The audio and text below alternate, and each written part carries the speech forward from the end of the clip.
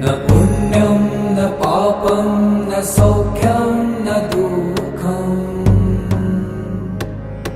न मन्त्रो न तीर्थं न वेदा न यज्ञा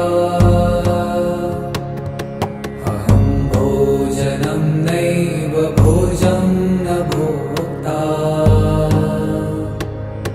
चिदानन्दरूप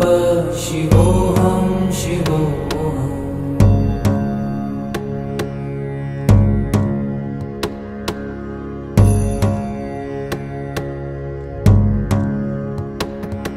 न मृत्युर्न शङ्का न मे जातिभेदः